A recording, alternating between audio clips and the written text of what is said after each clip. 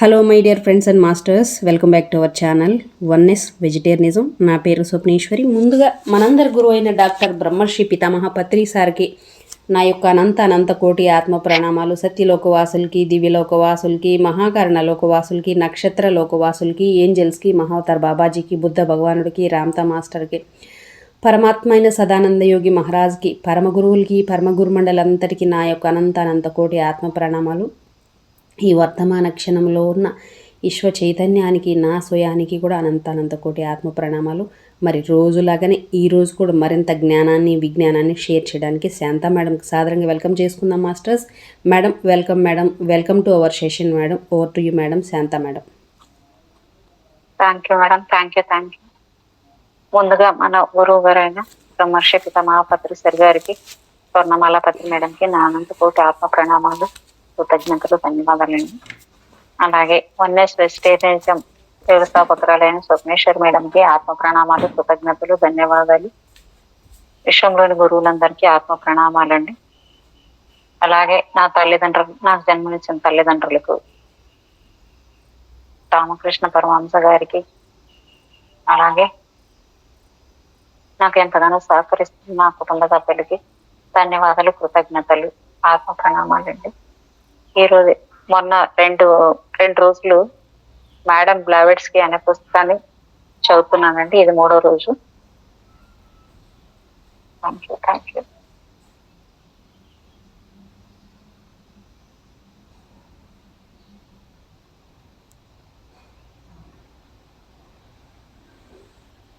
Madam 40వ page వరకు చదివాను. ఈ రోజు ఒక పేజీ వెనక్కి వెళ్ళి చదువుతున్నాను. 40వ పేజీ చదివి ముందుకెళ్తాను మేడం.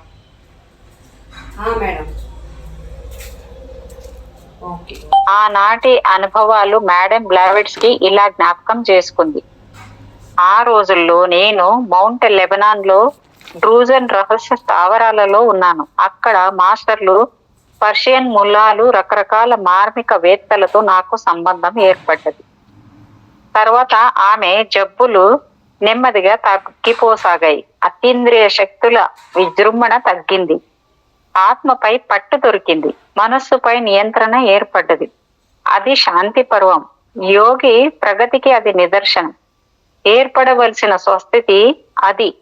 సంయమనం, ధైర్యం ఏర్పడ్డాయి. సంకల్ప మాత్రం చేత అతీంద్రియ శక్తుల సహాయం తీసుకోగలుగుతోంది. క్షణంలో మాస్టర్లు వస్తున్నారు. భౌతిక ప్రపంచంలో తనకు అతీంద్రియ శక్తుల్ని ఉపయోగించగల శక్తి వచ్చింది. పరిస్థితులు అనుకూలించాయి. యుద్ధం గొడవ తీరింది. ఇంటి పట్టున ఉండడానికి కాళ్ళు నిలవడం లేదు. ప్రపంచం రమ్మని పిలుస్తుంది. లోపల మాస్టర్లు తొందర పెడుతున్నారు. మరలా బయలుదేరింది. యూరప్, రష్యా, ఆసియా దేశాలు తిరగసాగింది. పర్యటనలోని కష్టాలు అలవాటైనాయి. 4 సంవత్సరాలు నిర్విరామంగా తిరిగిన తర్వాత మాస్టర్ వాణి వినిపించింది. అనుభవాలు హృదయంలో పదిలిపరుచుకుంది. 1868 వరకు బ్లావెట్స్కీకి కుతుహోమి తెలియదు. పేరు విన్నది లేదు, చూసింది లేదు. షిగాసేలో తన అక్క జెలిహా ఉస్కీ ఆమె కూతురుతో కలిసి కొంతకాలం ఉంది. ఇటలీ స్వతంత్ర పోరాటంలో గరిబాల్టీ సైన్యంలో పనిచేసింది. యుద్ధంలో గాయపడ్డది. మాస్టర్ అనుగ్రహంతో వెంటనే కోలుకుంది. ఆ తర్వాత కాన్స్టాంటినోపుల్ నుండి సరాసరి టిబెట్ వెళ్ళాలని సంకల్పించింది. ఆమె చిరకాల వాంఛ టిబెట్ పర్యటన, పరమ గురువుల దర్శనం, వారి సేవనం. టిబెట్ చేరిన తర్వాత ఆమె ఆచూకీ ఎవరికీ తెలియలేదు. 3 సంవత్సరాల పాటు బ్రతికి ఉందో లేదో తెలియని అయోమయం. 1870 నవంబర్ 7న తిరిగి ఇంటికి వస్తున్నట్లు ఇంటికి ఓ ఉత్తరం రాసింది. ఉత్తరం వచ్చింది. వాస్తవానికి ఆ ఉత్తరం ఆమె లేఖని కాదు, మాస్టర్లు సృష్టించింది. దానిని సృష్టించి అందజేసింది మాస్టర్ కుతుహోమి. ఆ లేఖ బ్లావెట్స్కి మేనత్త మేడం పడేయేవ్ గదిలో టేబుల్ పైన ప్రత్యక్షమైంది. ఎవరు తెచ్చి ఇచ్చారో ఎవరికీ తెలియదు. దాని మీద పోస్ట్ ముద్రలు లేవు. ఏవో అదృశ్య శక్తులు, దయ్యాలు ఇలాంటి పనులు చేస్తుంటాయని చెప్పగా మేనత్త భయపడిపోయింది. ఏవో ఆత్మలు మాయా రూపంలో వస్తుంటాయని, ఇలా వస్తువుల్ని సృష్టించడం, మాయ చేయటం వాటి పనేనని తెలిసి మరీ కంగారు పడ్డది. బ్లావెట్స్కీ అంటేనే భయం. ఆమె అధీనంలో ఏవో స్పిరిట్స్ ఉన్నాయని వారి నమ్మకం. చిన్నప్పటి నుండి బ్లావెట్స్కీకి దయ్యాలతో స్నేహం ఉందని అందరికీ తెలుసు. గాలిలోంచి వస్తువులు సృష్టించేది. అప్పటికి యూరప్, అమెరికాలో ఈ గాలి చేష్టలు తెలియవు. బ్లావెట్స్కీ ప్రశస్తికి ఈ గాలిలోంచి వస్తువుల్ని సృష్టించడం అన్నది ప్రధాన కారణం. టిబెట్ లామాలకు, ఇండియాలో యోగులకి ఇలాంటి అద్భుత శక్తులు ఉంటాయని అమెరికా వారు నమ్ముతారు. పాశ్చాత్యులలో ఎవరికీ ఈ విద్యలు రావు.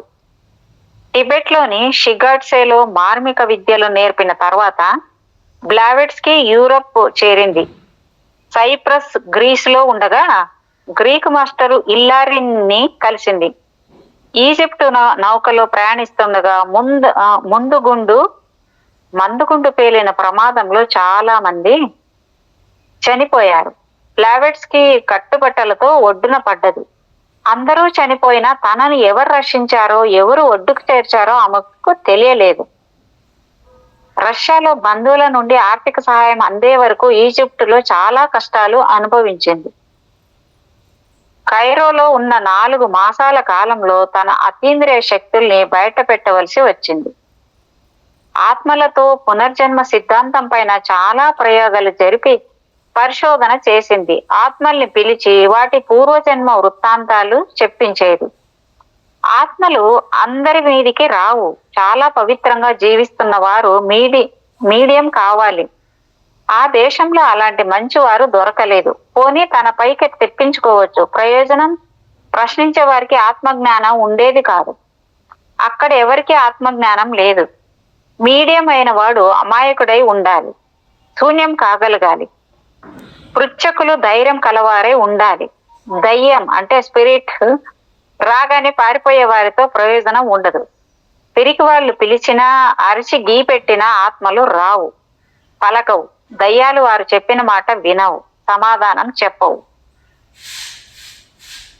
అరిచి భయపెట్టడానికి అవి మనుషులు కాదు, ఆత్మలు. అవి ఎక్కడో పైలోకాలలో ప్రశాంతంగా ఉంటాయి. మనం పిలవగానే భయపడి పరికెత్తుకు రావు. ప్రేమగా పిలిస్తే వస్తాయి. వాటిని ప్రసన్నం చేసుకునే మంచితనం, ఆత్మశక్తి మనలోనూ ఉండాలి. కైరోలో ఆమెకు తటస్థపడ్డ వారంతా తాగుబోతులు. 2 సార్లు సియాన్సీ ప్రయోగాలు చేసి అక్కడి వారి నైజం తెలుసుకుంది. దయ్యాలను నీచ కార్యాలకు ఉపయోగించేవారు అన్ని చోట్ల ఉంటారు. ఆత్మ శరీరులు ఎక్కడో పుణ్యలోకాలలో ఉంటారు. వారితో స్నేహం చేయగల పుణ్యమూర్తులు భూమిపైన బహుస్వల్పంగా ఉంటారు. కైరోలో బ్లావెట్స్కీ చేసిన ప్రయోగాలు బెడిసి కొట్టాయి. సరైన మీడియం దొరక్క ఈజిప్టులో ఒక రాత్రి ప్రధాన పిరమిడ్లో ఒంటరిగా జాగరణ చేసింది. ఆ నిశిలో ఆమెకు చాలా గొప్ప విషయాలు తెలిసాయి. మనసు విప్పిన వారికి పిరమిడ్స్ లో గొప్ప ఆధ్యాత్మిక రహస్యాలు, సృష్టి వైచిత్రి తెలుస్తాయంటారు.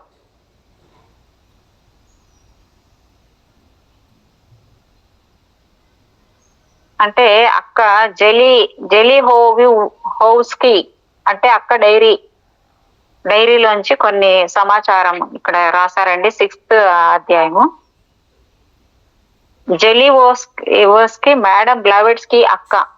1858లో ఆమె తిరిగి రష్యా చేరిన ఉదంతం అక్క డైరీలో ఇలా రాసింది. హెలెనా వస్తున్నట్లు ఉత్తరం వచ్చింది, కానీ తన వస్తుందో రాదో, ఎప్పుడు వస్తుందో, వచ్చినా ఎక్కడికి వస్తుందో ఏమీ తెలియదు. ఆ ఉత్తరంలో సంతకం లేదు. ఎక్కడ పోస్ట్ చేసింది ఆనవాళ్లు లేవు. ఆ లేఖలో తన బ్రతికి ఉన్నట్టు రూఢి అయింది. అదొక తృప్తి, అంతవరకే. ఆ రోజు మా వాళ్ళ ఇల్లంతా కోలాహలంగా ఉంది. అది మా మామగారి ఇల్లు. ఆ రోజు సాయంత్రం మా ఆడబిడ్డ పెళ్లి. ఇంటి నిండా చుట్టాలు, స్నేహితులు, విందు జరగబోతుంది. అంతలో బయట కాలింగ్ బెల్ వినిపించింది. పెళ్లి ఇల్లు బెల్లు అవసరం లేదు, ఎవరైనా నేరుగా వచ్చేస్తారు. తలుపులు తెరిచే ఉన్నాయి. నాకు చిన్న అనుమానం, ఆ వచ్చింది హెలెనా కాదు కదా. నేను విందులోంచి లేచి బయటకు వెళ్ళాను. ఆశ్చర్యం, ఆనందం. వచ్చింది బ్లావెట్స్కీ, నా చెల్లి హెలెనా.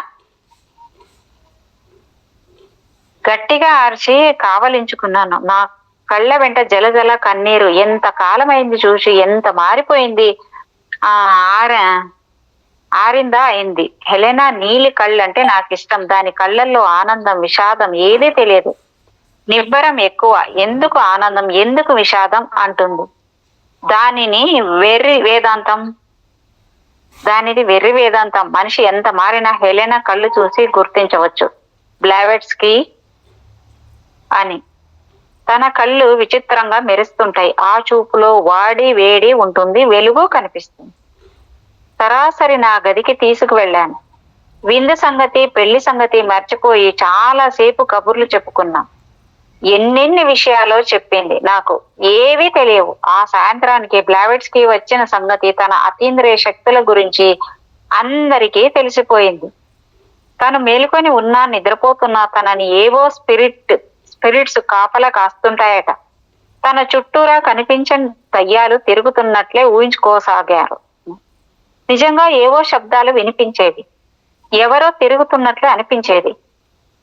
కనిపించకుండా అన్ని వైపుల నుండి శబ్దాలు వినిపించేవి. బీరువాల దగ్గర, కిటికీల్లో, గుమ్మాల పైన వాటి కదలికలు తెలిసేవి. ఆ శబ్దాల సంకేతం ఆమెకే తెలుసు, మాకు అర్థమయ్యేది కాదు. అవి నిజమా కాదా అని నా మనసుకు ఆలోచించింది. నా ఆలోచన ఇట్టే హెలెనా గ్రహించింది. అడుగు, నీకే సమాధానం వస్తుంది, నీ అనుమానం తీరిపోతుందిగా అన్నది. నాకు మాత్రమే తెలిసిన ఒక విషయం అనుకున్నాను. వెంటనే సమాధానం వచ్చింది. క్లియర్. అండ్ అది మనోభాష, మూడో వ్యక్తికి వినిపించని భాష. హెలెనా శక్తుల్ని గురించి ఊరంతా తెలిసింది. తనను చూడడానికి జనం రాసాగారు.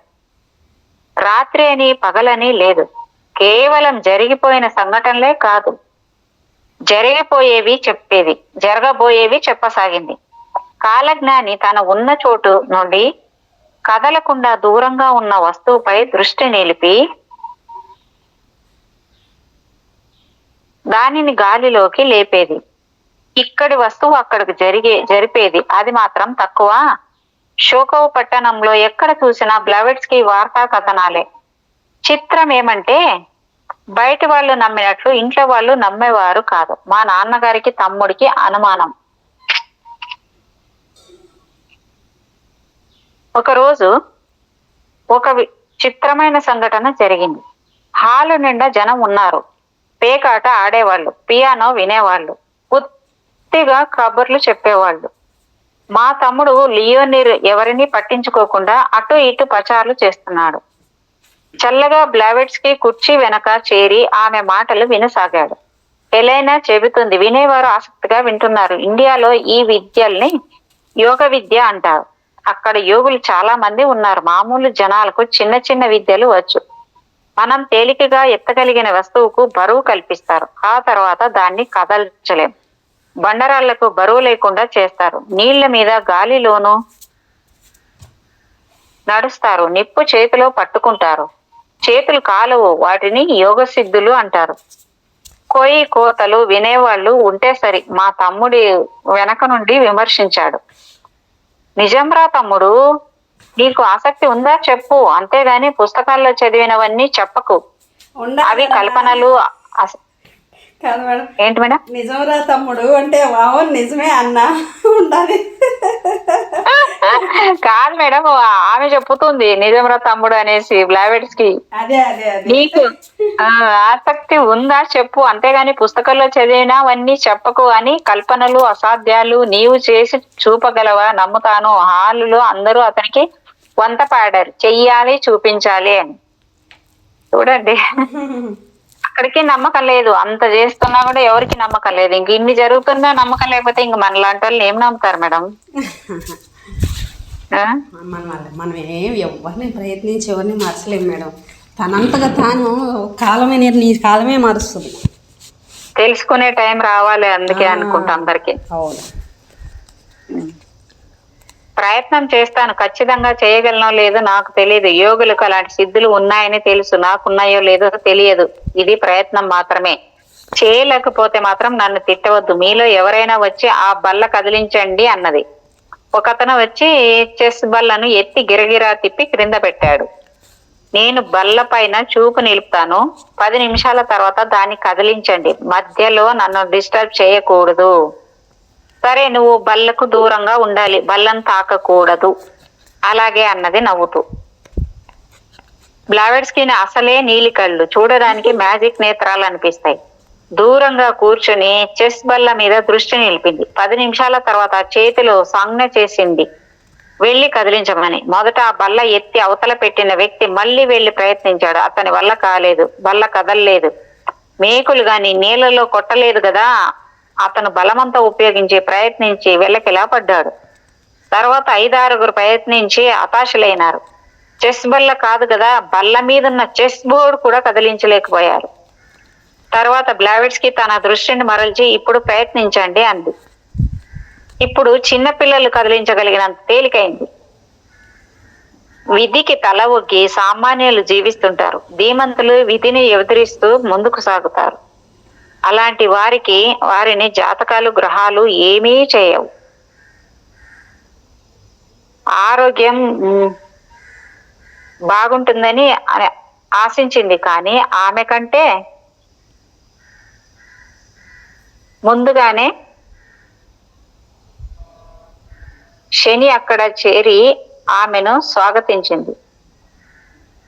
వెళ్ళగానే ఆ జబ్బు పడ్డది. ఆసియా పర్యటనలో కొండలు కోనలు తిరగటం వల్ల పాదాలు పగిలి పుండ్లయ్యాయి. తర్వాత అప్పుడప్పుడు ఆ పుండ్లు చీము వల్ల ఇది సరి ప్రింట్ పడలేదు మేడం. చీము పట్టి పలవరించసాగాయి. ఇప్పుడు ఆ పుండ్ల బాధ మరీ ఎక్కువైంది. అప్పుడప్పుడు ఫిట్స్ వచ్చి స్పృహ పోతోంది. మగత నిద్ర, మాట పలుకు లేకుండా పడి ఉండడం మృత్యువును తలపించేది. కళ్ళు తెరిచి స్పృహలోకి వచ్చే వరకు శవంలాగా పడుకుని ఉండేది. నాడి అందేది కాదు. శరీరం చల్లబడి పోతుండేది. ఒకసారి ఫిట్స్ వస్తే 3-4 రోజులు కోలుకునేది కాదు. తిండి తిప్పలు ఉండేవి కావు. చచ్చిపోయిందేమోనని ఇంట్లో వారికి అనుమానం. స్పృహలోకి వచ్చేసరికి ఈ పుండ్లు మానిపోయేవి చిత్రంగా. ఏ ఆపన్న హస్తమో వచ్చి ఆమెకు చికిత్స చేస్తుండేది. ఇంట్లో వారు డాక్టర్ని పిలిపించినా అతని మందులు పనిచేసేవి కావు. డాక్టర్ నాడి పరీక్ష చేస్తుంటే అతని కళ్ళు ముందు ఒక నల్లని చేయి కదులుతున్నట్లు కనిపించేది. ఆ చేయి బ్లావెట్స్కి గొంతు నుండి నాభి వరకు అనేక మార్లు క్రిందికి పైకి కదిలేది. అదేమిటో అర్థం కాక భయపడుతుండగా ఆ గదిలో చిత్రమైన శబ్దాలు వినిపించేవి. పైకప్పులోంచి, కిటికీల్లోంచి, గోడల్లోంచి ఎవరో వచ్చినట్లు తెలిసేది. వారెవరో ఎవరికీ అనిపించడం తప్ప. తర్వాత డాక్టర్లు తన వల్ల కాదని రావడం మానివేశారు. 1860లో అక్క చెల్లెలు కాకసస్ పర్వతాల్లోని రుగోదోవ్ తాతగారి ఊరు వెళ్ళారు. ఎప్పుడో చిన్నతనంలో వెళ్ళారు. మళ్ళీ అప్పుడే ఆ ఊరు వెళ్ళడం. టిఫిన్ల నుండి 3 వారాల గుర్రం బగ్గీలో ప్రయాణం. బ్లావెట్స్కి టిప్లిస్ లో 2 ఏళ్లు, కాకసస్ లో 3 సంవత్సరాలు ఉంది. చివరి సంవత్సరంలో నల్ల సముద్ర తీరంలోని ఇమరేషియా, జార్జియా, మింగ్రేలియాలు తిరిగింది. ఆమె అతీంద్రియ శక్తులు, ఆధ్యాత్మిక కథ రోజు రోజుకు పెరుగుతున్నాయి. సంకల్పం మాత్రం చేత ఎంత జటిలమైన పని అయినా ఇట్టే జరుగుతోంది. దేశమంతటా ఆమె పేరు మారుమోగింది. ఎక్కడికి వెళ్ళినా, ఎవరిని కదిలించినా బ్లావెట్స్కి స్మరణే. మూఢనమ్మకాలు కలవారు ఆమెను మాంత్రికురాలని ముద్ర వేశారు. కొందరు బ్లాక్ మ్యాజిక్ అన్నారు. దూరాల నుండి జనం వచ్చి తమ సమస్యలు నివేదించి పరిష్కారం అర్థించసాగారు. ఇప్పుడు తతంగం లేదు. అడిగిన వాటికి క్షణంలో నేరుగా సూటిగా పరిష్కారం సూచిస్తుంది, లేదా కాగితం పైన రాసి ఇస్తుంది. ఒక్కొక్కసారి జవాబు ఇవ్వగానే కళ్ళు మూసుకుని ట్రాన్స్ లోకి వెళుతుంది. కళ్ళు మూసుకునే చెప్పేవారి మాటలు వింటుంది. అలాగే సమాధానాలు ఇస్తుంది.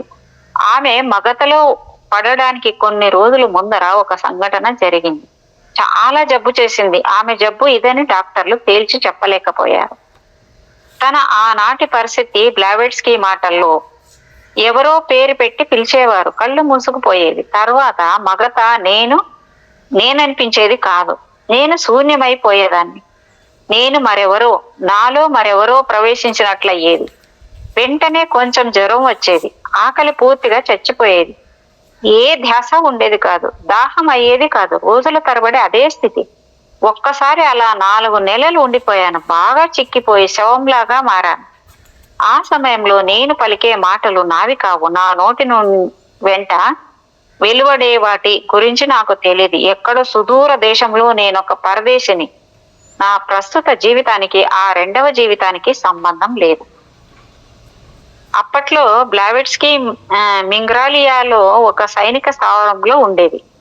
చిన్న పట్టణం. అక్కడొక ఇల్లు కొన్నది. అది అడవి ప్రాంతం. రోడ్లు, వాహన సౌకర్యం ఉండేది కాదు. ఆమె జబ్బు పడితే డాక్టర్లు భయపడి టిప్లిన్ పంపాడు. గుర్రం బగ్గీలో వెళ్ళడం కష్టమని 4 సేవకులను తోడిచ్చి పడవ మీద పంపారు. 4 రోజుల ప్రయాణం. నదికి 2 వైపులా భయంకరమైన అడవి, సన్నపాటి నది, ఒంటరిగా ప్రయాణం. 4 రోజుల ప్రయాణంలో నరకం చూసినట్లు అయింది. నదిలో పడవ పోతూ ఉంటుంది. పడవలో బ్లావెట్స్కీ నిద్రపోతూ ఉండేది. పడవ నడిపే వారికి అరణ్యంలో నుండి ఆమె వస్తూ కనిపించేది. వారు భయపడేవారు. పడవలో ఆమె పడుకునే ఉండేది. అడవిలోకి ఎట్లా వెళ్ళినట్లు? దయ్యం కాదు కదా. బ్రతికున్న మనిషి దయ్యం అవుతుందా? ఒకసారి బ్లావెట్స్కీ పడుకున్న చోట మరో 2 ఎవరో పడుకుని ఉన్నట్లు కనిపించేది. వారు మొత్తం మీద టిప్లస్ చేరేసరికి ఆమె ప్రాణావశిష్టంగా తయారైంది. ఈ నిమిషంలోనో మరో నిమిషంలోనో ప్రాణం పోయే మనిషిని తెచ్చి ఇంట్లో పడుకోబెట్టారు. ఆ స్థితిలో ఆమె 4 రోజులు ఎట్లా ప్రయాణం చేయగలిగిందో. కొన్ని రోజుల్లో రోగం తగ్గింది, కానీ నీరసం తగ్గలేదు. బలహీనంగా ఉంది. నెమ్మదిగా వచ్చి పినతల్లి పెదయ్య ప్రక్కన కూర్చుని నాకు నిద్ర వస్తుంది అంటూ సోఫాలో పడుకుండిపోయింది.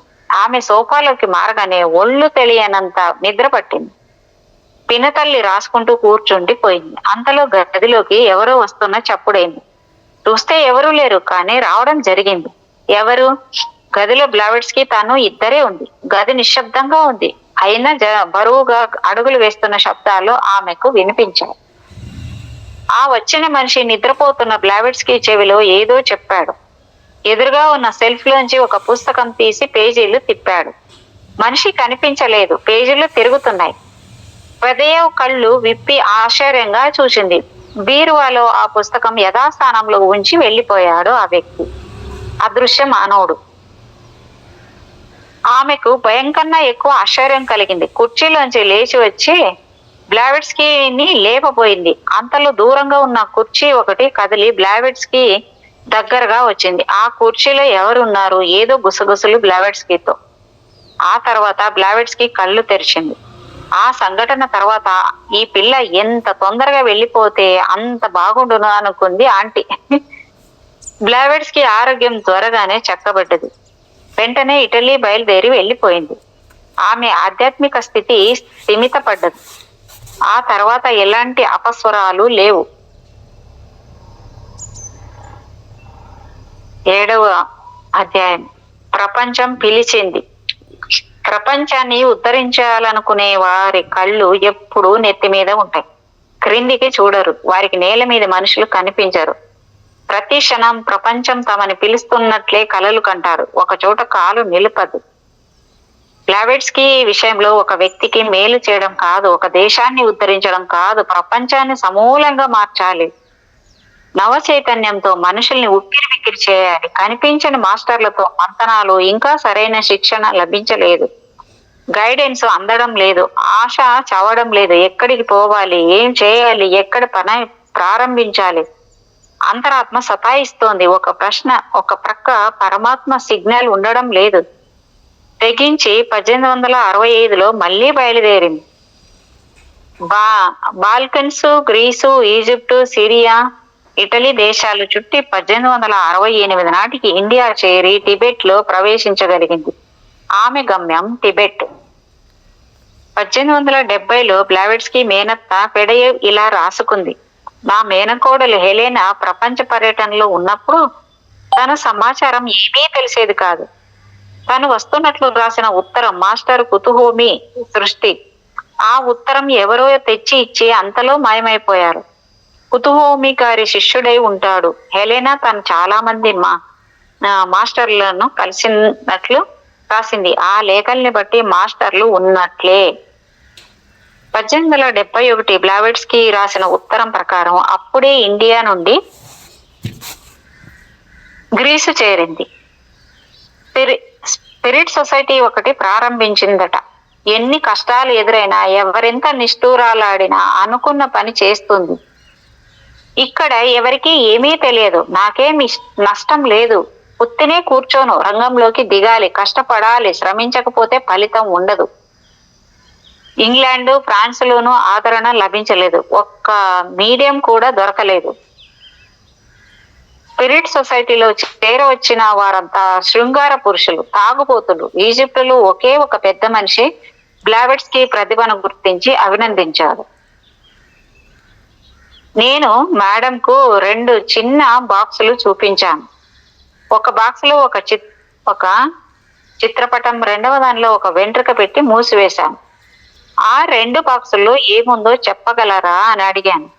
ఆమె ఆ బాక్సులు చేతిలో నైనా ముట్టుకోకుండా చెప్పింది. ఒక బాక్సులో మీ అమ్మగారి చిత్రం, రెండవ దానిలో మీ చెల్లి తల వెంట్రుక ఉన్నాయి. అలెగ్జాండ్రియాలో అలాంటి సంఘటన మరొకటి. యాకోవ్ లీ బ్లావెట్స్కీ ఒక హోటల్లో గదిలో ఉన్నారు. సోఫాలో కూర్చొని మాట్లాడుకుంటున్నారు. సోఫా ఎదురుగా టీపాయ్ మీద వైన్ సీసా, గ్లాసులు ఉన్నాయి. అతను నోటి దగ్గర వైన్ గ్లాసు పెట్టుకునేలోగా అది పగిలి వైను నేలపాలైంది. అతను చిరాకు పడ్డాడు. మేడం నవ్వి అన్నది, నేను మద్యం తాగను. తాగేవాళ్ళున నాకు అసహ్యం.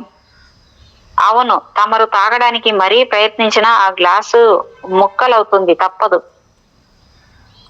మిమ్మల్ని తాగనివ్వను. అతను వైన్ తాగడానికి మళ్ళీ ప్రయత్నించగా చేతిలో గ్లాసు ముక్కలైంది. స్పిరిట్ సొసైటీలు తాగుబోతుల అడ్డాలుగా మారడంతో ఆమె ప్రాణం విసిగిపోయి స్వదేశానికి బయలుదేరింది. 1972లో అనుకోకుండా లభించిన 2 మిత్రులతో కలిసి ఒడెస్సా చేరింది. కాంటెస్ పాస్కోవ్ 1872 నాటి అనుభవం ఇలా రాసుకుంది: ఒకసారి నేను బారెంటిస్ నది ప్రక్కన ప్రయాణం చేస్తున్నాను. అంతా ఎడారి. ఒకచోట ఒంటెల తండ అంటే కారవాన్ కనిపించింది. ఆ కారవాన్ లో మేడం బ్లావెట్స్కీ ఉంది. మేము కలిసి ప్రయాణం చేశాం. డయర్ మరూన్ అనే గ్రామంలో ఒక పెద్ద శిథిల భవనం ఉంది. అక్కడ ఒక శిలాఫలకం మీద ఏదో రాసి ఉంది. ఆ రాత అక్కడ ఎవరికీ తెలియదు. బ్లావెట్స్కీ స్పిరిట్ సాయంతో అద్భుతాలు చేస్తుందని నాకు తెలుసు. ఆ శిలాశాసనం గురించి, ఆ శిథిల భవనం గురించి చెప్పమని అభ్యర్థించాను. చీకటి పడ్డ తర్వాత మేము ఆ భవనం దగ్గరకు వెళ్ళాం. బ్లావెట్స్కీ వలయాకారంగా ఒక గీత గీసింది. ఆ వలయం లోపల నిప్పు మంట వేసింది. నెగడు తాలూకు పొగ చుట్టూరా దట్టంగా వ్యాపించింది. తను ఏవేవో మంత్రాలు ఉచ్చరించింది. మంట మరి కాస్త పెద్దది చేసింది. తన చేతిలోని కర్రతో శిలాఫలకాన్ని తట్టింది. ఒక్కసారిగా ఆ రాతి పలకపై వెలుగు పడి మెరిసింది. ప్రక్కనే ఉన్న చెట్లు కొమ్మలకు మంటలు వేలాడసాగాయి. ఎక్కడి నుండి వచ్చాయో నక్కలు వచ్చి అరవసాగాయి. అప్పుడు బ్లావెట్స్కీ ఆ శాసనాన్ని ఆవహించిన భూతాన్ని ఆవాహన చేసింది. అంతలో చుట్టూ ఆవరించిన పొగ ఒక మేఘంలా రూపొంది వెన్నెల మసకేసింది. మంట మరింత పెద్దది చేశాం ఆమె చెప్పినట్లు. ఆ మేఘము కుంచుకుపోయి ఒక వృద్ధుని రూపం ధరించింది. తెల్లని గడ్డము, అతని గొంతు ఎక్కడో దూరం నుండి వినిపించినట్టు అనిపించింది. ఈ శిథిల భవనము అతి ప్రాచీన కాలంలో ఒక దేవాలయం. అది ఒక దేవుని పేర కట్టించిన ఆలయం. ఆ దేవుడు పైలోకాలకు వెళ్ళిపోగానే దేవాలయం శిథిలమైపోయింది. ఈ ప్రాంతం ఎడారి అయ్యింది. బ్లావెట్స్కి ఆ వృద్ధిని ప్రశ్నించింది, నీవెవరు? అతను, నా పేరు హెయిరో, ఆనాటి దేవాలయ పూజారిని. బ్లావెట్స్కి అతన్ని అడిగింది, అప్పుడు దేవాలయం ఎట్లా ఉండేదో చూపించగలవా? పూజారి ఒక క్షణం సేపు తల వంచి నిలబడ్డాడు. మా కళ్ళ ముందు అలనాటి దేవాలయము, అప్పటి మనుషులు ప్రత్యక్షమైనారు. చూపు ఆనినంత మేర అది బహు సుందర నగరం. తర్వాత అంతా అదృశ్యమైంది. న్యూయార్క్ లో కొత్త జీవితం. బ్లావెట్స్కి న్యూయార్క్ నగరంలో అడుగు పెట్టే నాటికి ఆమె వయసు 42 సంవత్సరాలు. అప్పటికే ఆమెకు మహాయోగిని లక్షణాలు అలవడ్డాయి. అతీంద్రియ శక్తులు, ఆధ్యాత్మిక శక్తులు ఇబ్బడి ముబ్బడిగా వశమై ఉన్నాయి. పూర్ణ యోగినిగా, ఒక దేవతగా కనిపిస్తోంది. ఆత్మలకు మగ ఆడ తేడా ఉండదు. మహాత్మలకు లింగభేదం ఉండదు. మహాత్మలు ఎన్నిక చేసిన వ్యక్తి బ్లావెట్స్కి. ఆమె భౌతికంగా స్త్రీ, మానసికంగా పురుష ప్రవృత్తి ఆమెది. ఆమె ఒక మహాత్మ అయి ఉండవచ్చు. మానవిగా జన్మించిన తర్వాత తన తత్వాన్ని, పూర్వజన్మ జ్ఞాపకాలను తనలో మిగిల్చుకోలేదు. వాటి అవసరం ఉండదు. ఈ జన్మలో చేయవలసిన పనులకు పూర్వజన్మ జ్ఞాపకాలు బొత్తిగా అవసరం ఉండదు. పైగా అవి అవరోధాలు అవుతాయి. కానీ పూర్వజన్మల సంస్కారం ఆత్మను అంటి పెట్టుకొని ఉంటుంది. బ్లావెట్స్కి చిన్నతనం నుండి జ్ఞానంతో, పూర్వ ప్రజ్ఞతో జీవిస్తూ వచ్చింది. అదే విశేషం. అందుకే ప్రపంచం ఆమెను అపార్థం చేసుకున్నది అనడం కన్నా అర్థం చేసుకోలేకపోయింది అనడం భావ్యం. తగిన సమయం రాగానే పరమ గురువులు ఆత్మ ప్రవేశం చేశారు. ఆమెను తమ ప్రతినిధిగా, అంటే మీడియంగా తీర్చిదిద్దడానికి 40 సంవత్సరాలు పట్టింది. మహాగురువుల లక్ష్యం కావాలంలో కరిగిపోతున్న సనాతన ధర్మాన్ని వ్యవస్థాపించడం, పునరుద్ధరించడం. అందుకు తగిన ఒక వ్యక్తి, ఒక సంస్థ అవసరం. సనాతన ధర్మాన్ని గ్రీకు భాషలో, ఐరోపాలో థియోసఫియో అని అంటారు. భాష వేరు, భావం ఒక్కటే. అది భారతీయ మహర్షుల ఉపనిషత్సుధ విజ్ఞానం. అది సత్యపదం, పరమపదం. ఆ మహావృక్షానికి కొమ్మలు, రెమ్మలే వివిధ మతాలు, వివిధ విశ్వాసాలు, సిద్ధాంతాలు, జీవన విధానాలు. ఇప్పుడు బ్లావెట్స్కి ముందున్నదే 2 లక్ష్యాలు, 2 బాటలు, 2 సమాంతరాలు. బూజుపట్టిన అంధమత విశ్వాసాలకు, ఆచారాలను తొలగించడం. అప్పటికది క్రైస్తవ మతానికి పరిమితం. రెండవది, ప్రతి పనికి భౌతిక ప్రయోజనం ఆశించకుండా, శాస్త్రీయత అంటూ సైన్స్తో ముడిపెట్టకుండా ఆధ్యాత్మికతను ప్రాధాన్యం కల్పించడం. 2 జటిలమైనవి. 2 మనలోని పొరలు, అరలు. 2 అసాధ్యాలే అనిపిస్తాయి. రెండింటికి కావలసింది మానసికమైన పరిణామం, మెంటల్ కల్చర్. మతైక దృష్టి పోయి ఆధ్యాత్మిక అవగాహన ఏర్పడాలి. ఆ అవగాహన ఒక అవసరంగా మారాలి. అమెరికా వంటి సంపన్న దేశంలో, సుఖభోగాలకు ప్రాధాన్యమిచ్చే ప్రపంచంలో అది ఎంతవరకు సాధ్యం? కరడుగట్టిన క్రైస్తవ చాదస్తంలో చీలిక సాధ్యమా? బ్లావెట్స్కి మాటల్లో చెప్పాలంటే, ఆ లక్ష్యాన్ని సాధించడమే నా జీవిత లక్ష్యం. దయ్యాలు, భూతాలపై నమ్మకం కలిగించడం కాదు. అసలైన ఆత్మతత్వాన్ని అన్ని దేశాలు అర్థం చేసుకోవాలి. సనాతన ఆధ్యాత్మికత అందరి జీవితాల్లోకి రావాలి. మేడం బ్లావెట్స్కి లక్ష్య సాధనతో సంపూర్ణంగా సహకరించడానికి ఐచ్ఛికంగా ముందుకు వచ్చిన వ్యక్తి colonel henry steel Allcott.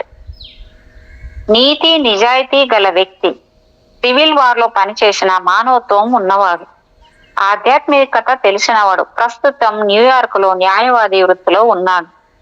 Blavatsky ఆల్కాట్ల పరిచయం స్నేహబంధంగా మారింది. ఆల్కాట్ కు ఇండియాతో పరిచయం ఉంది. భారతదేశ తాత్వికత తెలిసినవాడు. ఆల్కాట్ తన డైరీలో ఇలా రాసుకున్నాడు, నాకు మేడం బ్లావెట్స్కీతో పరిచయం 1873 జూలై మాసంలో న్యూయార్క్ లో. అప్పటికి ఆమె న్యూయార్క్ వచ్చి వారం రోజులైంది. నేను న్యూయార్క్ సన్ పత్రిక స్టాఫ్ రిపోర్టర్ని. రష్యా మీద ఒక రచన చేయవలసి వచ్చింది. పూర్తి అవగాహన లేకుండా రచన చేయడం ఎలా? ఒక మిత్రుడు మేడం బ్లావెట్స్కి న్యూయార్క్ లో ఉన్న విషయం చెప్పాడు. వెళ్ళి ఆమెను కలిశాను. ఆ చిన్న పరిచయం మా ఇద్దరి మధ్య పెద్ద అనుబంధంగా మారింది. గొప్ప స్నేహంగానూ పరిణమించింది. మొదటి రోజునే ఆమె మనసు విప్పి మాట్లాడింది. ఏమీ దాచుకోవడం చేతగాని మనిషి. ప్యారిస్ నుండి బయలుదేరే రోజు వరకు అనుకోలేదుట అతను న్యూయార్క్ వస్తానని. ఎందుకు బుద్ధి మారిందో తెలియదు. టిబెట్ వెళ్ళాలని అసలు ఆలోచన. తన పర్యటనల గురించి, ఈజిప్టు, ఇండియా అనుభవాలు వివరంగా ఇష్టంగా చెప్పింది. ఆమెకు ఇండియా అంటే ఎంతో ఇష్టం. న్యూయార్క్ లో తొలి నాళ్లలో బ్లావెట్స్కీ అనుభవాల గురించి ఎలిజబెత్ హాల్డ్ 1873 ఆగస్టులో ఇలా రాశారు. పెద్ద కుటుంబాల మహిళలు తక్కువ సంపాదనతో న్యూయార్క్ లో జీవించడం కష్టం. ఉండడానికి మంచి వసతి దొరకదు. ఓ 40 మంది స్త్రీలు సహకార జీవనం చేస్తుండేవారు. ఒకరికొకరు తోడు. అంటే ఇప్పటి వర్కింగ్ ఉమెన్స్ హాస్టల్స్ లాగా. మాడిసన్ వీధిలో ఒక ఇంటిని అద్దెకు తీసుకున్నారు. నేను మా అమ్మ సారాటోగాలో ఉంటాం. ఇక్కడి వసతి గృహం మా ఇంటి యజమానిది. సెలవుల్లో నేను అక్కడికి వచ్చేదాన్ని. అక్కడే బ్లావెట్స్కీ పరిచయం. తన 2వ అంతస్తులో ఉండేది. ఆ ప్రక్క గది నా ఫ్రెండ్ది. బ్లావెట్స్కీ పోర్షన్ లో ఒక గది ఆఫీస్ రూము, ఒకటి సిట్టింగ్ రూమ్ ఉండేది. ఆమె ఎక్కువ కాలం ఆఫీస్ రూమ్ లోనే గడిపేది. ఎప్పుడూ ఒంటరిగా ఉండేది కాదు, ఎవరో ఒకరు ఉండేవారు. ఆమెలో గొప్ప ఆకర్షణ ఆడ మగ అని లేదు. ఎవరినైనా వచ్చి పలకరిస్తారు. ఎప్పుడు చూసినా ఆ గదిలో అలాగే ఉండేది. సిగరెట్ మీద సిగరెట్ కాలుస్తుండేది. మెడ చుట్టూ స్క్రాప్ చుట్టుకొని చూడడానికి గమ్మత్తుగా ఉండేది. రష్యన్ మహిళ కదా, అమెరికన్ మహిళలకు భిన్నంగా ఉండే ఆచారాలు, అలవాట్లు. చూడగానే పొడవు అనిపించేది కాదు, కానీ పొడగరి, కొంచెం లావు, పొట్టి శరీరం, ముఖం వెడల్పు, భుజాలు విశాలం, జుత్తు లైట్ బ్రౌన్ రంగు. మొత్తం మీద బ్లావెట్స్కీ మేడం చూడడానికి ఆకర్షణగా ఉండేది. ప్యారిస్ మహిళల విలాస జీవితం గురించి, తన పియానో ప్రావీణ్యం గురించి నాతో చెప్పింది. నా కోసం చాలాసార్లు పియానో వాయించింది. ఎవరైనా అడిగితే గతం గురించి చూసినట్లు వివరంగా చెబుతుండేది. ఆమెకు తాంత్రిక విద్యలు తెలుసని మా అనుమానం. నా స్నేహితురాలు పార్కర్ వాళ్ళమ్మ చనిపోయింది. తమకు అమ్మ ఆత్మతో మాట్లాడాలని కోరిక. బ్లావెట్స్కీని అడిగితే, కుదరదు, మీ అమ్మగారి ఆత్మ ఈ దగ్గరలో లేదు, చాలా పైలోకాలకు వెళ్ళిపోయింది, వేరే పెద్ద పనిలో ఉంది, రప్పించడం కుదరదు, రమ్మన్నా వచ్చే తీరిక లేదు తనకి అన్నది. తను అనుకున్నది కాకపోతే మేడం చాలా చికాకు పడుతూ ఉండేది. మరొక సంఘటన. మా వీధిలో రౌడీలు తిరుగుతుండేవారు. రాత్రి పొద్దుపోయి వచ్చే ఆడపిల్లల్ని ఇబ్బంది పెట్టేవారు. ఒకరోజు రాత్రి పొద్దుపోయి ఒక అమ్మాయి వస్తుంటే ఒక రౌడీ వెంటబడ్డాడు. ఆ అమ్మాయి భయపడి పరిగెత్తుకు వచ్చి మేడం గదిలో దూరింది. బ్లావెట్స్కీ మేడం వెంటనే శివంగిలా లేచి తన బొడ్లో ఉన్న చాకు తీసి అతని వెంట పడ్డది. ఎవరైనా తనపై అఘాయిత్యం చేస్తారని ఆత్మరక్షణ కోసం ఒక చాకు దగ్గర ఉంచుకుంటుందట. అప్పట్లో బ్లావెట్స్కీ డబ్బుకు ఇబ్బంది పడుతూ ఉండేది. రష్యా నుండి వాళ్ళ డాడీ డబ్బు పంపేవారు. ఏ కారణంగానో డబ్బు రావడం ఆగిపోయింది. మా ఫ్రెండ్ పార్కర్తో కౌన్సిల్ ఆఫీస్ కు వెళ్ళినప్పుడు తెలిసింది. వాళ్ళది జమీందారీ కుటుంబం అని. కౌన్సిల్ అధికారికి ఆమె తండ్రి గారు తెలుసట. చాలా గౌరవంగా మాట్లాడాడు. ఆమె తండ్రి చనిపోవడం వల్ల డబ్బు రావడం ఆలస్యమైనదని, త్వరలో ఆమెకి వారసత్వం డబ్బు వస్తుందని హామీ ఇచ్చాడు. భోజనం లేకపోయినా తన గదిలో కూర్చొని ఎప్పుడూ రాసుకుంటూ ఉండేది. తర్వాత ఒక పెద్ద ఫ్రెంచ్ మహిళతో పరిచయం కలిగింది. డబ్బు వచ్చే వరకు తనతో వచ్చి ఉండమని ఆమె అడిగింది. బ్లావెట్స్కీ ఆ ఫ్రెండ్ ఇంటికి మారింది. కల్నల్ ఆల్కాట్ మేడం బ్లావెట్స్కీల మైత్రికి ఒక సంఘటన. ఆల్కాట్ మాటల్లో, 1874 జూలైలో ఒక రోజున నా ఆఫీసులో ఏదో పని చేస్తూ ఆలోచిస్తున్నాను. న్యూయార్క్ సిటీ కార్పొరేషన్ కేసు ఒకటి విచారణలో ఉంది. వాదించడానికి మంచి పాయింట్ దొరకడం లేదు. మెదడు పని చేయడం లేదు. ఈ మధ్య ఆధ్యాత్మికానికి దూరం అయినాను. అలా వీధి చివర దాకా వెళ్ళి బన్నర్ ఆఫ్ లైట్ పత్రిక కొన్నాను. అందులో ఒక విచిత్రమైన కథనం నన్ను ఆకర్షించింది. అది దయ్యాల మనుషులుగా మారటం. మనిషి చనిపోయిన తర్వాత కదా దయ్యంగా మారేది. దయ్యాలు చచ్చిపోయి మళ్ళీ మనుషులుగా మారతాయా? నా సందేహం. వెర్మింట్ రాష్ట్రంలోని చిట్టెండన్ అనే ఊళ్ళో అలాంటివి జరుగుతున్నాయట. న్యూయార్క్ కు వందల మైళ్ళ దూరం అయినా ఆసక్తి కొద్దీ వెళ్ళాను. 4 రోజులు అక్కడ మకాం వేశాను. పత్రిక రిపోర్టర్ను కదా, అక్కడి విషయాలు న్యూయార్క్ సన్ పత్రికకు రిపోర్టింగ్ పంపాను. నా రచన అమెరికా మొత్తంలో సంచలనం కలిగించింది. రెండవసారి న్యూయార్క్ డైలీ గ్రాఫిక్ పత్రిక ఫోటోగ్రాఫర్ను, ఒక ఆర్టిస్టుని తీసుకువెళ్ళాను. ఈసారి 12 వారాల మకాం వేశాను. బొమ్మలతో సహా నా దయ్యాల కథలు పత్రికలు వచ్చేవి. నా వ్యాసాలు మేడం బ్లావెట్స్కి చదవటం తటస్థించింది. వెంటనే చిట్టెండన్ కు వచ్చింది. ఆనాటి మా పరిచయం నిన్న మొన్న జరిగినట్లు అనిపిస్తుంది. మధ్యాహ్నం లంచ్ టైంకు మేడం వచ్చింది. భోజనానికి ఇంకా చాలా మంది ఉన్నారు. అందరూ దయ్యాలను చూడాలని వచ్చిన వారే. బ్లావెట్స్ కి తనతో వచ్చిన మరొక ఆమె ఫ్రెంచ్ లో మాట్లాడుకోసాగారు. బయట కూర్చొని బ్లావెట్స్ కి సిగరెట్ వెలిగించబోగా నేను అగ్గిపుల్ల వెలిగించాను. మీరు ఎన్ని రోజులుగా ఇక్కడ ఉన్నారు? మేడం అడిగింది. చెప్పాను. నేను ఇక్కడికి రావడానికి ముఖ్య కారణం దయ్యాలు కానే కాదు, కళ్ళ వచ్చాను. అతనంటే మీకు భయమా? భయం కాదు, నా గురించి తన పత్రికలో రాస్తాడని ఆశ. రిపోర్టర్ కదా. అప్పుడు నన్ను ఆమెకు పరిచయం చేసుకున్నాను. సారీ మేడం, మీ పర్మిషన్ లేకుండా పత్రికల్లో మీ పేరు వాడుకున్నందుకు క్షమించండి. నేనే ఆల్కాట్ని. ఆ క్షణంలో మా ఇద్దరి చూపులు కలిశాయి. చూపులు కలిసిన శుభవేళ అది. గమ్మత్తుగా ఇద్దరి అభిరుచులు కలిశాయి. ఇద్దరి ఆకాంక్షలు ఒకటయ్యాయి. 2 ఆత్మలై ఏకమై పలకరించుకున్నాయి. ఆ రోజు తెలిసింది బ్లావెట్స్ కి సామాన్యురాలు కాదు. చాలా దేశాలు తిరిగింది. స్పిరిట్స్ గురించి చాలా పరిశోధన జరిపింది. ఆమెలో ఆధ్యాత్మికత చాలా ఎక్కువగా, చాలా సిద్ధులు, అతీంద్రియ శక్తులు ఉన్నాయని గ్రహించాను. అప్పటికి నాలో అభిలాష తప్ప ఆత్మజ్ఞానం బొత్తిగా లేదు. దయ్యాల గురించి తప్ప ఆత్మల గురించి అస్సలు తెలియదు. ఆనాడే తెలిసింది దయ్యాలు వేరు, స్పిరిట్స్ వేరు, స్పిరిచువల్ ప్రపంచం వేరు అని.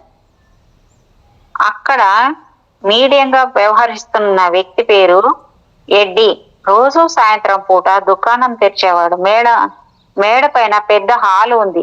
ఒక చివరన తను కూర్చుంటాడు. గుమ్మానికి కర్టెన్ వేసి ఉంటుంది. దయ్యాన్ని రమ్మని పిలుస్తాడు. లోపల చీకటి. దయ్యం లోపలికి వచ్చినప్పుడు కర్టెన్ పక్కకు తొలిగేది. తెర మీద నీడల దయ్యం కనిపించేది. అతిథుల కోరిక మేరకు వచ్చే దయ్యాలు రెడ్ ఇండియన్స్, అమెరికన్, యూరప్ దయ్యాలు మాత్రం వచ్చేవి. బ్లావెట్స్ కి వచ్చి కూర్చున్న రోజు జార్జియా నుండి ఒక కుర్ర దయ్యం, టిఫ్లిస్ నుండి ఒక ముస్లిం దయ్యం, ఒక రష్యన్ దయ్యం వచ్చాయి. వారి భాష కుర్ర దయ్యం కూడా చూడండి మేడం ఎలాగ చెప్పారు ఇల్లు. ముస్లిం దెయ్యము, కుర్ర దెయ్యము, రష్యన్ దెయ్యం బోలే ఉంది. వారి భాష మీడియం ఎడ్డీకి అర్థం కాలేదు. అసలు ఏం జరిగింది ఏమంటే బ్లావెట్స్ కి తన సంకల్పంతో పరలోకాల నుండి వారి ఆత్మల్ని రప్పించింది. అక్కడ ఉన్నన్ని రోజులు మేడం నాతో స్పిరిట్స్ గురించి అనేక విషయాలు చెప్పింది. చనిపోయిన వారి హాస్టల్ వెంటనే లభించకపోకుండా అదే రూపంలో, హాస్టల్ రూపంలో గాలిలో తిరుగుతూ ఉంటాయంట. ఇండియాలో జరిగిన చాలా కథలు చెప్పింది. ఏవీ నాకు అర్థం కాలేదు. అయినా ఇద్దరు అభిరుచులు కలిశాయి కనుక ఫ్రెండ్స్ అయ్యాం. ఆమెను నేను జాకీ అని పిలవసాగాను. 1874 నవంబర్లో చిట్టెండన్ లో దయ్యాలపై పరిశోధన ముగించి న్యూయార్క్ చేరగానే బ్లావెట్స్కీని కలిశాను. ఎప్పుడెప్పుడు మేడంను కలవాలా అని ఆరాటం. ఆమెను మరచిపోలేకపోతున్నాను. ఈసారి టేబుల్ కదల్చటం, పై లోకాల నుండి ఆత్మ శరీరుల రాక, వారి సందేశాలు వినిపించింది. అదొక మాయా ప్రపంచం. కింగ్ జాన్ ఆత్మను పిలిచింది. అతని రూపాన్ని సృష్టించింది. తన చేతిని అంగుళం ఎత్తుగా ఉంచి టేబుల్ ని కదిలించింది. వేరొకసారి నా జోబులో ఉన్న నోట్బుక్ లో మిస్టిక్ రైటింగ్ సృష్టించింది. తన మనసులోని మాటల్ని కాగితంపైకి బదిలీ చేసింది. మొత్తం మీద బ్లావెట్స్కీ చెప్పే ప్రాచ్య దేశాల కథనాలపై నాకు మక్కువ కలిగింది. వారి అతీంద్రియ శక్తులపై విశ్వాసం పెరిగింది. 9వ అధ్యాయము పొడిచిందంట. మేడం బ్లావెట్స్కీ చిట్టెండన్ లో ఎడ్జి ఫారం నుండి న్యూయార్క్ చేరగానే కల్నల్ వచ్చి కలిశాడు. ఆమె రాక ఎప్పుడెప్పుడు అని ఎదురు చూస్తున్నా. తన మిత్రుడు విలియం క్వాన్ జడ్జిని ఆమెకు పరిచయం చేశాడు. జడ్జి ఐరిష్ జాతీయుడు. అప్పుడే అటార్నీగా ప్రాక్టీస్ ప్రారంభించిన యువకుడు. మేధావి ఆల్కాట్ తనని మొదటిసారి కలిసినప్పుడు నుండి అతనిలో ఆధ్యాత్మిక చింతన కలిగించడానికి బ్లావెట్స్కీ ప్రయత్నిస్తూనే ఉంది. వచ్చిన ఏ అవకాశాన్ని ఆమె జారవిడుచుకోదు. వీలైనంత ఎక్కువ మందిని తన వైపు తిప్పుకోవటం ఆమెకు అవసరం. తన థియోసఫీ సిద్ధాంతాలు, లక్షణాలు అతనికి నూరిపోసింది.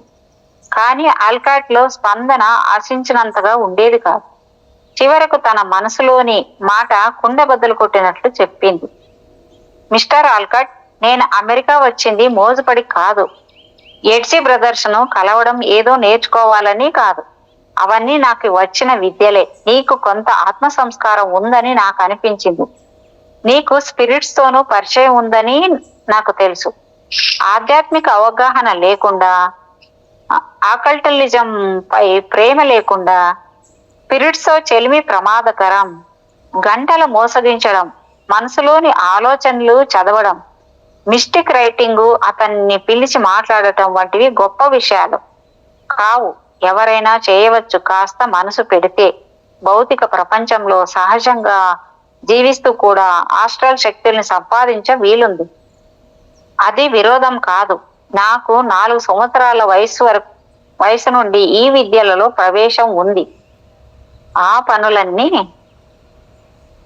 అలవోకగా చేసి చూపించాను. వస్తువుల్ని గాలిలో ఎగిరేలా చేశాను, గాలిలో పరిగెత్తించాను. నేను మాస్టర్లను కలుసుకోక పూర్వమే ఈ విద్యలన్నీ నాకు వచ్చు. థియోసఫీ ఉద్యమంలో జడ్జి నిర్వహించవలసిన పాత్ర ఆమె ఊహించి రూపకల్పన చేసుకుంది. ఆల్కాట్ డ్యూటీ వేరు, జడ్జి డ్యూటీ వేరు. జడ్జికి ఆకల్టిజం పట్ల ఆసక్తి ఉన్నప్పటికీ స్పిరిట్స్ తో వ్యవహారాలు అతనికి నచ్చలేదు. జడ్జి బ్లావెట్స్కీని గురించి రాసుకున్న మాటలు. ఈ జన్మలో తొలిసారిగా మేడం బ్లావెట్స్కీని న్యూయార్క్ లో 1874లో కలిశాను. పూర్వ జన్మల్లోనూ కలిసి ప్రయాణం చేసి ఉంటాము. ఆమె కళ్ళు నన్ను ఆకర్షించాయి. అనేక జన్మలుగా ఆ కళ్ళతో నాకు పరిచయం ఉందని అనిపించింది. అవే కళ్ళు మా జన్మల మైత్రికి ఆనవాళ్లు. మొదటి పరిచయంలోనే మేడం నన్ను గుర్తించిందని నాకు అనిపించింది. తర్వాత ఏనాడు ఆమె ఆదరణ తగ్గలేదు. అదే ప్రేమ, అదే అభిమానం. ఆమెతో తాత్విక విషయాలు చర్చించాలని నేను తనని కలవలేదు. అనేక జన్మలలో మేము ఇద్దరం సహచరులం. భావాలు కలిసి పంచుకున్నాం. ఒకే లక్ష్యం కోసం ముందుకు సాగిన వాళ్ళం. నా పిలుపు ఆమెకు వినిపించిందా, లేక ఆమె పిలుపు నాకు వినిపించిందా ఏమో. మా అన్వేషణ, ఆశ ఒక్కటేనని అర్థమైంది. చెప్పకుండానే పని ప్రారంభించాం. మాది గురు శిష్య సంబంధం, సోదర మైత్రి. మాది ఒకే సాధన, ఒక్కటే గమ్యం. ఆమెలో మహర్షుల ప్రజ్ఞ ఉంది. సింహం పట్టుదల ఆమెది. అది రాజసం. ఆమె రాజయోగిని. అపనిందలు, కువిమర్శలు తప్పవని మాకు తెలుసు. మమ్మల్ని విమర్శించడం వల్ల ప్రపంచం ఎంత నష్టపోతుందో కూడా మాకు తెలుసు. 1875లో మేడం నాతో అన్నది, అన్ని అపనిందలు, అవమానాలు భరిస్తూ మనం కార్యక్రమం నిర్వహించాలి. మన కృషికి ఎటువంటి ఫలితం ఆశించకూడదు, ప్రయోజనం వెంటనే ఆశించకూడదు. సింహం ముందుకు పోతూ ఉంటే మిగిలిన జంతువులు అవే దారి ఇస్తాయి. నాకు తెలుసు ఆమెకు మిస్టిక్ పవర్స్ ఉన్నాయని. అతీంద్రియ శక్తుల పైన ఆమెకు ఆధిపత్యం ఉంది. వాటిని తనే సాధించుకుంది. అవి సైన్స్ కు మేధస్సుకు అందని శక్తులు.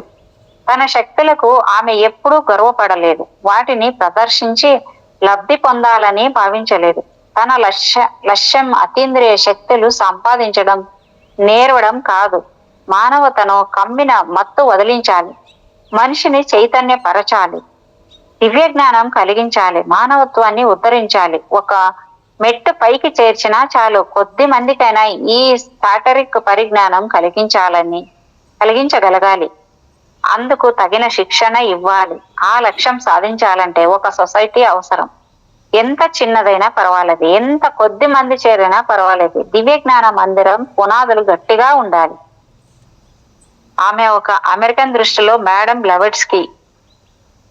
బ్లవెట్స్కి చూడడానికి అతి సాదాగా నిరాడంబరంగా ఉన్న ఆమెలో గొప్ప ఆకర్షణ ఉండేది. మనిషి పొడవుగా దృఢంగా ఉంటుంది.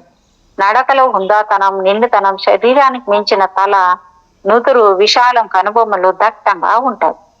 చిత్రమైన ఆకర్షణ ఉంది. ఆమె చూపుకు ఎంతటి వాడైనా తల వంచక తప్పదు. అంత పవర్ఫుల్ లుక్. వయసు 40 లోపు. వయసుకు మించిన గాంభీర్యం ఆమెలో. ఆమెను చూడగానే స్త్రీ అంటే అలా ఉండాలి అనిపిస్తుంది. A full and perfect women. Madam ఉండేది 3 గదుల పోర్షన్. దాని పేరు లామాసారి, అంటే బౌద్ధ కుటీరం అని అర్థం. నిత్యం ఆమె కోసం గొప్ప మేధావులు వస్తూ ఉండేవారు. ఆమెతో సంభాషించడమే ఒక ఎడ్యుకేషన్ అనేవారు. అనేక విషయాలపై అనర్గళంగా మాట్లాడేది. ఎన్నో దేశాలు తిరిగింది. అనుభవాలు ఎక్కువ, నాలెడ్జీ ఎక్కువే. యోగం గురించిన ఆధ్యాత్మిక శక్తుల గురించి రోజుల తరబడి విసుగు లేకుండా చెప్పగల ప్రజ్ఞ ఉంది. అనేక దేశాల ప్రాచీన ఆధునిక సాహిత్యాలలో పరిచయం ఉంది. ఎప్పుడు చదివిందో అన్ని పుస్తకాలు, అనేక భాషలు తెలుసు. జర్మనీ, ఫ్రెంచ్ ఫిలాసఫీలు ఆమెకు కొట్టిన పిండి. తత్వ విషయాలకు ఘాటుగా స్పందిస్తుంది. నిర్మోహమాటంగా విమర్శిస్తుంది. ఆమెకు భయం లేదు. ఆమె చెప్పే విషయాలు ఖండించే సాహసం ఎవరికీ ఉండేది కాదు. అప్పుడప్పుడు అతిథుల్ని తన పియానో వాద్యంతో మంత్రముగ్ధుల్ని చేస్తూ ఉంటది. ఆమెకు తాంత్రిక విద్యలు తెలుసనని అందరి అనుమానం. అయితే ఏ అతీంద్రియ శక్తులు ఆమె ప్రదర్శించడానికి ఇష్టపడేది కాదు.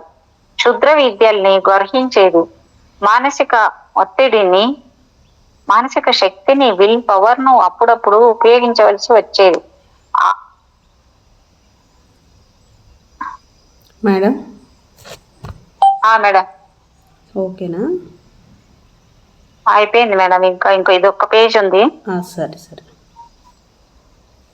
విల్ పవర్ ను అప్పుడప్పుడు ప్రయోగించవలసి వచ్చేది. ఆమె ద్వారా పరమ గురువుల ప్రవచనాలు వెలువడే సమయంలో ఆమెకు భౌతిక స్పృహ ఉండేది. తాను చెప్పకపోయినా తన నోటి ద్వారా వెలువడే అంశాలు తనకు జ్ఞాపకం ఉండేది. తను వేరు, తనలోని మాస్టర్ వేరని కాక మాస్టర్లకు తాను మీడియం అయ్యేది. తాను దూరంగా నిలబడి మానసికంగా గమనిస్తుండేది. శక్తుల్ని తన అధీనంలో ఉంచుకునేది. మొదట్లో మరీ సన్నిహిత మిత్రుల మధ్య మాత్రమే అతీంద్రియ శక్తుల ప్రస్తావన చేసేది. వాటికి ప్రచారం ఇవ్వవద్దని గట్టిగా హెచ్చరించేది. ఆకల్టిజం ప్రయోగాలు సైన్స్ కు ఉపయోగపడాలన్నది ఆమె తపన. తన ఆప్త మిత్రులు ఆల్కాటు జడ్జిలకు మాత్రమే తన అతీంద్రియ ప్రయోగాలు తెలియనిచ్చేది. ఆ మిత్రద్వయం బ్లవెట్స్కీని అర్థం చేసుకునేవారు. ఇద్దరు ఆమెకి శిష్యులు సమానులే. ఆత్మశక్తి ఎవరిలో ప్రవర్తిల్లినా దానిని దాచినా దాగదు. బ్లవెట్స్కీ కీర్తి అన్ని దేశాలకు వ్యాపించసాగింది. మతం మత్తులో జోగుతున్న వారిని తట్టి లేపినట్లయింది. కొన్ని ప్రయోగాలు చేయక తప్పలేదు. మేధావి వర్గానికి నమ్మకం కలగడం అవసరం కదా. ప్రచారం కోసం కాకపోయినా సత్య ప్రకటన కోసమైనా కొంత సమయం అవసరం. నిదర్శనాలుంటే తప్ప శాస్త్రజ్ఞులు అంగీకరించరు. ఎవరో ఒకరిద్దరు మాత్రం చేయగల పనులకు శాస్త్రీయత ఉండదు. ఎవరు ప్రయోగం చేసినా అదే ఫలితం వస్తే అది శాస్త్రీయం అవుతుంది. సాధన ద్వారా, తపస్సు ద్వారా, యోగం ద్వారా ఆత్మ జాగృతం అయితే తప్ప ఆధ్యాత్మిక ప్రయోగాలు, అతీంద్రియ నిరూపణ సాధ్యపడదు. ఆ పని జరగనంత కాలం ఎంతమంది యోగులు కృషి చేసినా అది వారి వరకే పరిమితం.